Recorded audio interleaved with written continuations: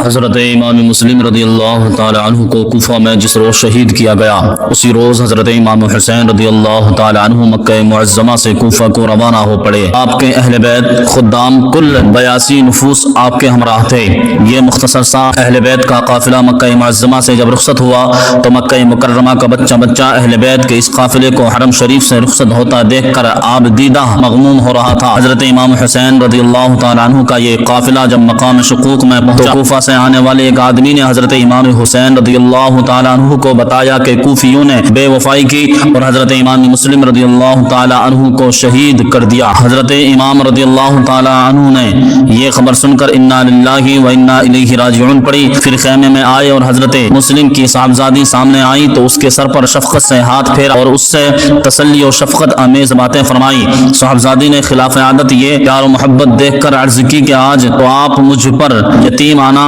نوازش فرما رہے ہیں، شاید میرے والد مارے گئے۔ یہ سن کر حضرت امام رضی اللہ تعالی عنہ بے اختیار رو پڑے اور فرمایا بیٹی غم نہ کرو، میں تیرا باپ، میری بہن تیری ماں، میری لڑکیاں لڑکے تیرے بھائی بہن ہیں۔ صاحبزادی رونے لگی، فرزندان مسلم دوڑے اور والد کی شہادت کی خبر سن کر وہ بھی روئے اور پھر انتہائی دلیری سے فرمانے لگے چچا جان انشاءاللہ ہم کوفیوں سے باپ کے خون کا بدلہ لیں گے یا خود بھی ان کی طرح شہید ہو جائیں گے۔ حضرت امام رضی اللہ تعالی عنہ نے پھر اپنے ہمراہیوں میں ایک تقریر فرمایا کہ کوفیوں نے بدعہدی کی اور مسلم رضی اللہ تعالی عنہ کو شہید کر دیا، جس کا بھی جی چاہے واپس چلا جائے۔ چنانچہ بعض لوگ جو ادھر ادھر سے آ کر مل گئے تھے یہ سن کر واپس چلے گئے اور جو شہید ہونے والے تھے وہ رہ گئے۔ آگے بڑھ کر تو ایک مقام پر آ کر اترے، حضرت امام اپنی بہن حضرت زینب رضی اللہ تعالی عنہ کے زانوں پر سر رکھ کر آگے بڑھے تو ایک مقام صلبہ پر آ کر اترے، حضرت امام اپنی بہن حضرت زینب رضی اللہ تعالی عنہ کے زانوں پر سر رکھ کر سو گئے۔ تھوڑی دیر کے بعد روتے ہوئے اٹھے اور فرمایا بہن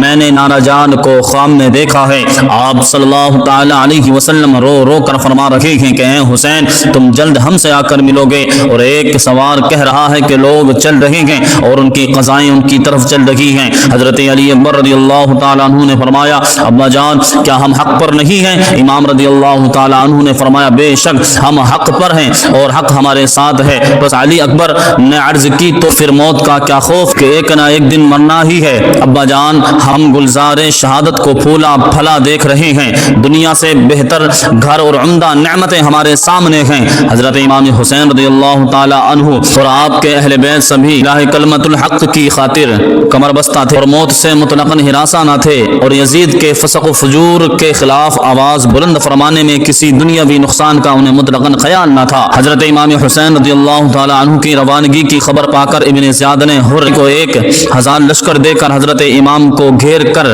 کوفے میں لانے کے واسطے آگے بھیج دیا۔ حضرت امام رضی اللہ تعالی عنہ نے جب لشکر کو دیکھا تو ایک شخص کو معلوم کرنے کے لیے بھیجا کہ یہ لشکر کیسا ہے۔ اتنے میں حر بن رباحی خود حضرت امام کے سامنے آیا اور کہنے لگا مجھے ابن زیاد نے آپ کو گھیر کر کوفے میں لے جانے کے لیے بھیجا ہے۔ حضرت امام رضی اللہ تعالی عنہ نے اس لشکر میں خطبہ پڑھ کر فرمایا کہ اے لوگو میرا ارادہ ادھر آنے کا نہ تھا مگر ادھر پہ تمہارے خط پہنچے، قاصد آئے کہ جلد آؤ تو میں آیا، اب اگر تم اپنے وعدے پر قائم ہو تو میں تمہارے شہر چلوں ورنہ واپس چلا جاؤں۔ حر بولے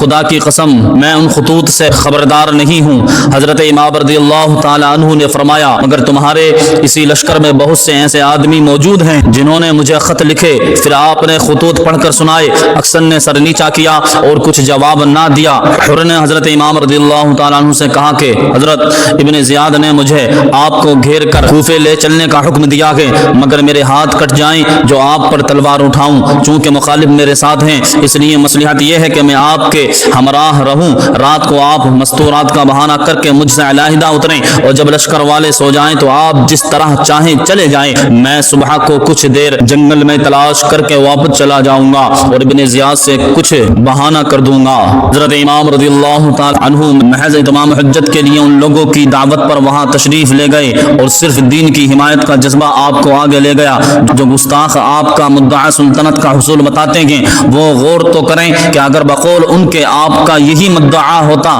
تو آپ اس بے سر و سامانی کے ساتھ ہرگز سفر نہ کرتے۔